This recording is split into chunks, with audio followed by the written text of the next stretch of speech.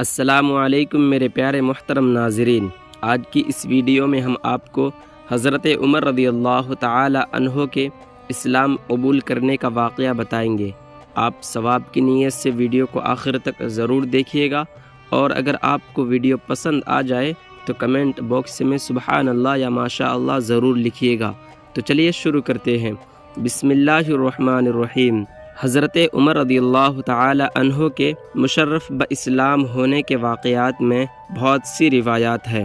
ایک روایت یہ ہے کہ حضرت عمر رضی اللہ تعالی عنہ ایک دن غصہ میں بھرے ہوئے ننگی تلوار لے کر اس ارادے سے چلے کہ آج میں اسی تلوار سے پیغمبر اسلام یعنی حضرت محمد صلی اللہ علیہ وسلم کا خاتمہ کر دوں گا۔ اتفاق سے راستہ میں حضرت نعیم بن عبداللہ قریشی رضی اللہ تعالی عنہ سے ملاقات ہو گئی۔ یہ مسلمان ہو چکے تھے، مگر حضرت عمر رضی اللہ تعالی عنہ کو ان کے اسلام کی خبر نہیں تھی۔ حضرت نعیم بن عبداللہ رضی اللہ تعالی عنہ نے پوچھا کہ کیوں اے عمر، اس دوپہر کی گرمی میں ننگی تلوار لے کر کہاں چلے؟ کہنے لگے کہ آج بانی اسلام یعنی حضرت محمد صلی اللہ علیہ وسلم کا فیصلہ کرنے کے لیے گھر سے نکل پڑا ہوں۔ انہوں نے کہا کہ پہلے اپنے گھر کی خبر لو، تمہاری بہن فاطمہ بنت خطاب اور تمہارے بہنوئی سعید بن زید بھی تو مسلمان ہو گئے ہیں۔ یہ سن کر حضرت عمر رضی اللہ تعالی عنہ بہن کے گھر پہنچے اور دروازہ کھٹکھٹایا۔ گھر کے اندر چند مسلمان چھپ کر قرآن پڑھ رہے تھے۔ حضرت عمر رضی اللہ تعالی عنہ کی آواز سن کر سب لوگ ڈر گئے اور قرآن کے اوراق چھوڑ کر ادھر ادھر چھپ گئے۔ بہن نے اٹھ کر دروازہ کھولا تو حضرت عمر رضی اللہ تعالی عنہ چلا کر بولے کہ اے اپنی جان کی دشمن، کیا تو بھی مسلمان ہو گئی ہے؟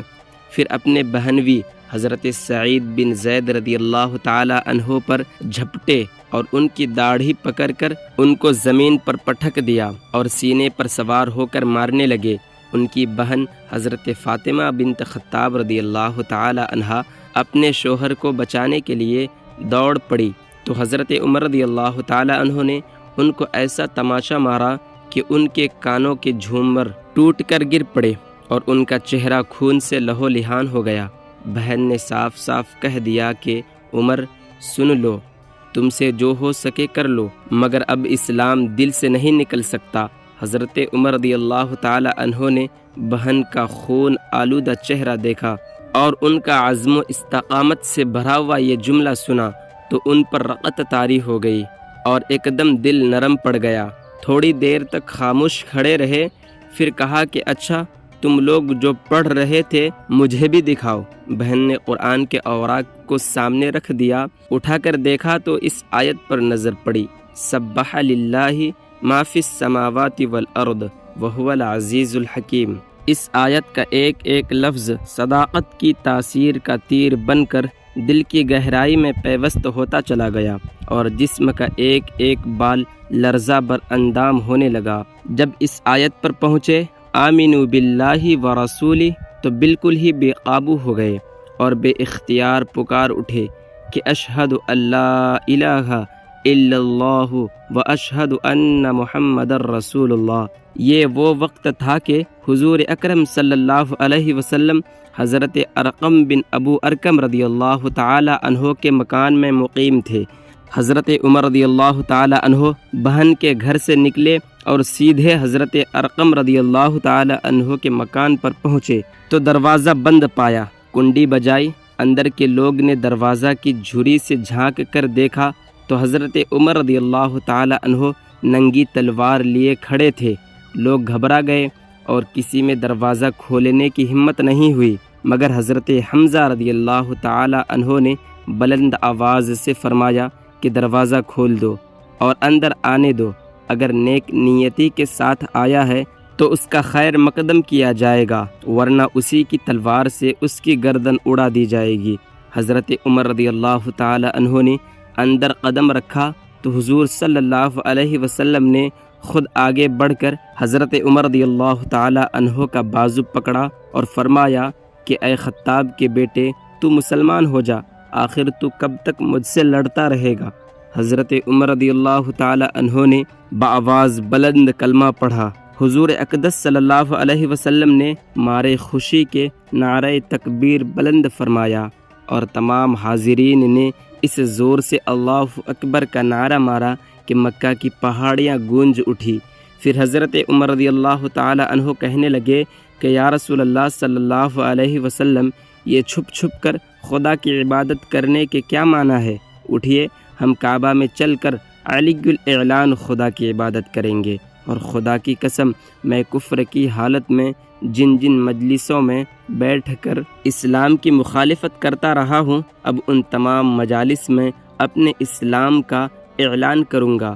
پھر حضور اقدس صلی اللہ علیہ وسلم صحابہ کی جماعت کو لے کر 2 قطاروں میں روانہ ہوئے۔ ایک صف کے آگے آگے حضرت حمزہ رضی اللہ تعالی عنہ چل رہے تھے اور دوسری صف کے آگے آگے حضرت عمر رضی اللہ تعالی عنہ تھے۔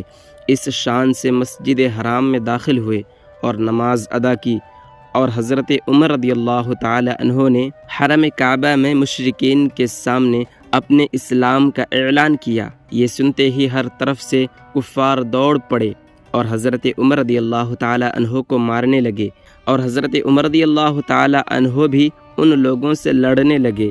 ایک ہنگامہ برپا ہو گیا۔ اتنے میں حضرت عمر رضی اللہ تعالی عنہ کا ماموں ابو جہل آ گیا۔ اس نے کہا کہ یہ ہنگامہ کیسا ہے؟